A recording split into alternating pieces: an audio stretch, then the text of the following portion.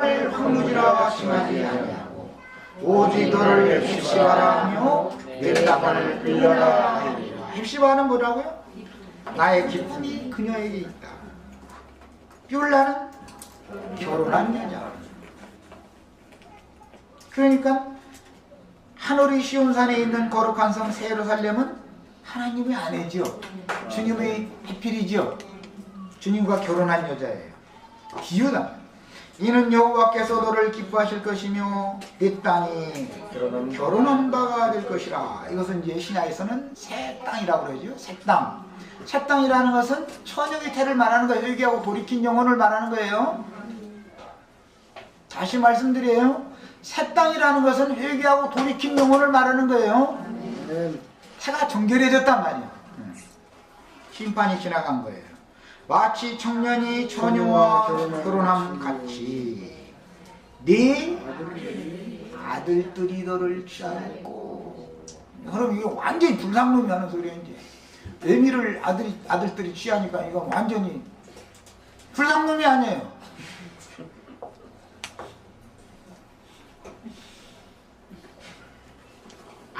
아니 자기 아들들이 자기 애미를 취하는 얘기 아니에요 지금. 이거 불상놈이지요 분명히. 그럼 말도 안 되는 소리예요. 그래서 성경이 말하는 바는 하나님의 말씀을 깨달아야만 하는 것이란 말이에요. 그래서 인간의 의에 사로잡혀 있는 사람들의 눈에는 하나님의 말씀이라는 것이 걸려넘어지는 심판 도구가 되는 거다. 걸려넘어지게 하는 심판 도구.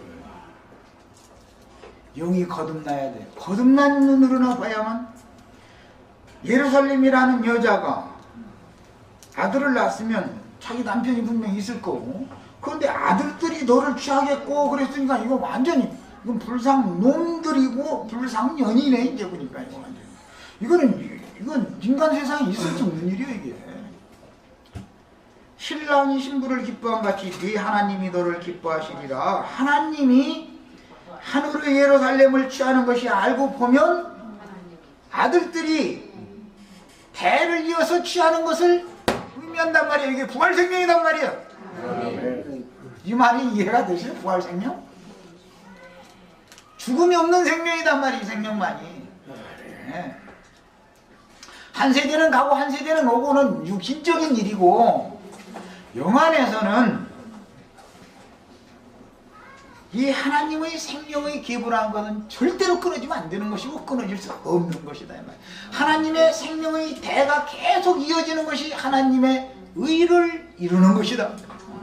갈라디아서는 이런 관점을 가지고 쓰는 거예요. 사람의 의로 하나님의 의를 힘써 대적하는 이야기 나오죠.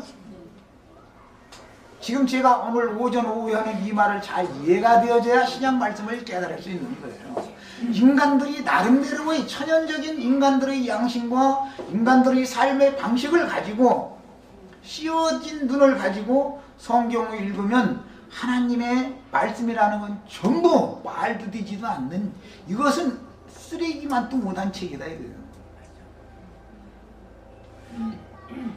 그러나 성경이라고 해요. 성경, 이것은 하나님의 말씀이다.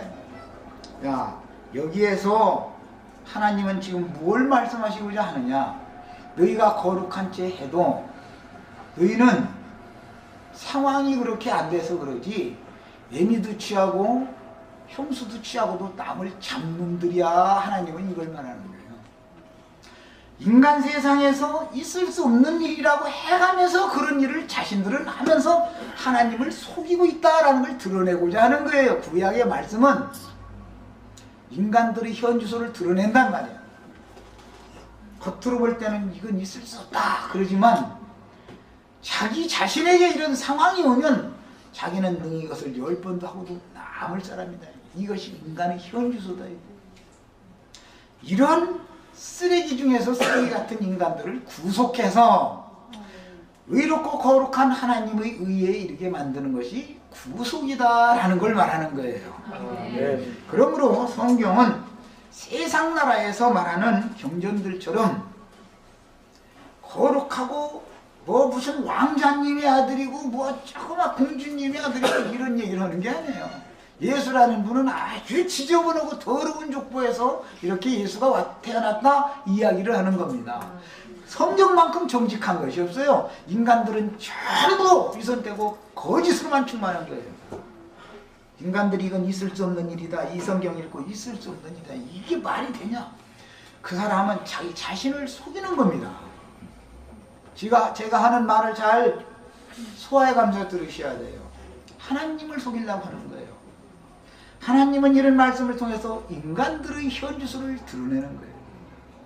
이렇게 더럽고 지저분하지만 나는 너희를 가장 완전하고 가장 온전한 하나님 나온 사람으로 만들어 놓겠다. 이것이 구속이다 이 말이에요. 네. 성경이라는 건 비밀스러운 거예요. 천연적인 사람의 눈으로 이거 읽으면 말도 같지 않은 소리예요. 어머니를 취하는 자식들 이야기가 이렇게 나오고 무슨 형수를 대를 이어서 막 취하는 얘기가 나오고 며느리가 시아버지인지 뻔히 알면서도 미혹해가지고 시아버지 시를 받아서 거기다 대고 쌍태를 났다고 그것도 또 막 이러고 그러면은 이것은 인간적인 의롭고 자신은 괜찮은 사람이라고 여기고 있는 사람으로서는 도저히 받아들이고 용납할 수 없는 말들로 되어 있는 거예요. 그러나 하나님의 말씀은 이것이 바로 너다 하는 걸 말하는 거다 이 말이에요. 네가 이렇게 아는 것도 감사해 그 말이에요. 귀신 붙으면 인간은 짐승만 또 못하는 거예요. 짐승들만도 무슨 새, 대, 개, 개, 대를 몰라보는 게 아니에요. 짐승만 몰라보는 게 아니에요. 인간은 짐승보다 더해. 그러면서 거룩한 척을 하는 거예요. 의로운 척 하는 거예요. 하나님이 오실 때 이게 너무너무 가증스럽다 이거예요. 히브리인들이 볼 때는 말씀을 아는 히브리인들이 볼 때는 이방인들이 너무너무 가증스러운 거예요. 무슨 말인지 아시겠어요? 이방인들이 볼 때는 이 히브리인들이 너무너무 가증스러운 인간들이에요. 이거는. 그래서 서로 가증하다 그러는 거예요. 뜻을 알아야 된단 말이야. 성경이 말하고자 하는 의도를 아시는 게 필요해요. 제가 만약에 죽으면 어떤 형제들이 또 대를 이어서 다음 세대 사람들이 복음을 전해야 되겠죠.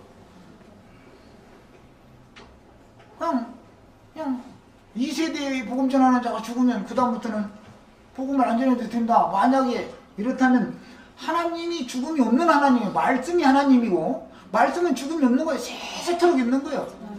푸른 마르고 꽃은 시들고 한 세대는 오고 한 세대는 가고 다 해도 말씀이라는 건 세세토록 있는 거예요. 그런데 말씀 전할 사람이 없어. 동생이 없어. 그럼 하나님은 죽은 하나님이 된다 이 말이에요. 부활이요 생명이신 하나님이 아니다 이제 더 이상은. 성경은 지금 이걸 말하고자 하는 거예요. 그래서 이방인들이 유대인들을 가증하게 여기는 것을 볼 때 유대인들은 사실은 이런 의미도 몰랐지만 이방인들을 가증히 여겨요. 서로가 가증하다 그러는 거예요. 하나님이 볼 때 히브리인들이 이방인들을 가증히 여기는 것은 위선자다 말이죠. 너무너무 정직하지 않다 이거예요.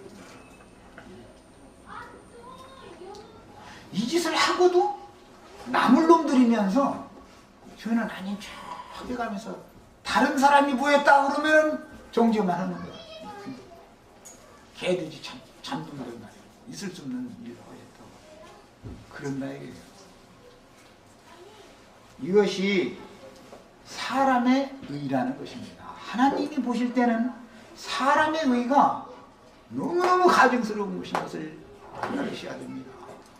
이걸 깨닫지 못한 사람은 갈라디아서 로마서 맨날 강의해도 소용없어. 나 갈라디아서 로마서 강의 여러 사람한테 들었지만 나 이런 하나님의 감춰있는